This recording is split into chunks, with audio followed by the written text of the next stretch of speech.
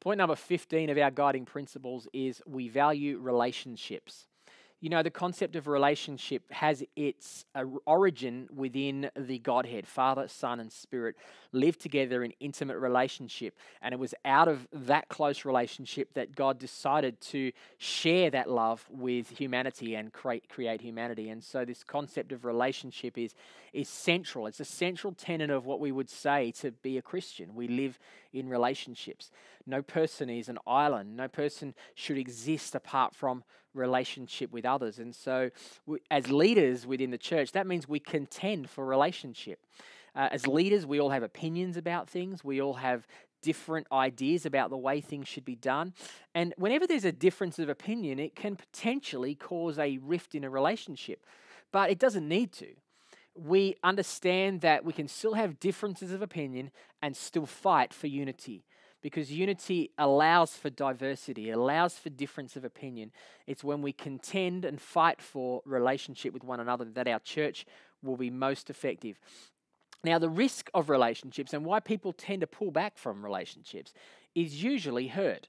So if you meet a person who is struggling to form relationships, I guarantee there'll be a story behind that. There'll be a story as to some time in their world, in their life, where they opened up to someone, they invited a relationship, and for whatever reason, that relationship was broken, trust was broken, and the relationship degraded. A person was abused or hurt or so on.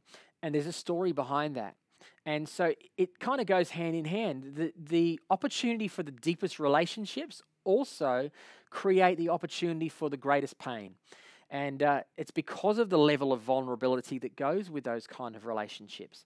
And so what happens is people will be hurt, and then they will say things like, well, I'm just putting a wall up between me and my spouse, or between me and the church, or me and that other leader, or whatever it might be. I'm going to put a wall up.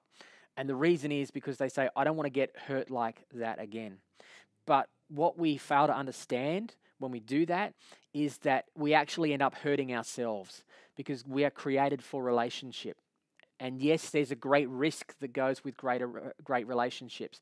But it's the deep relationships of life that bring the greatest joy and pleasure and intimacy and friendship, and the fun of life comes from relationships. So as a leader, if there are people in your world that you're out of relationship with, then we need you to do everything you can to live at peace with that person.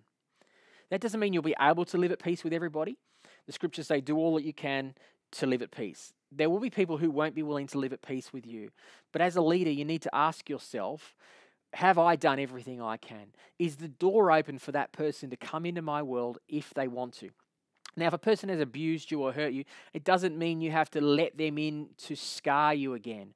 But there needs to be a forgiveness. There needs to be an openness to a relationship that could, if that person repented, if that person truly demonstrated change, be open. But so often the things that scar us, the things that separate us, are not those deeper abuse ones, and they're very complex. And I think they're important to deal with those things separately.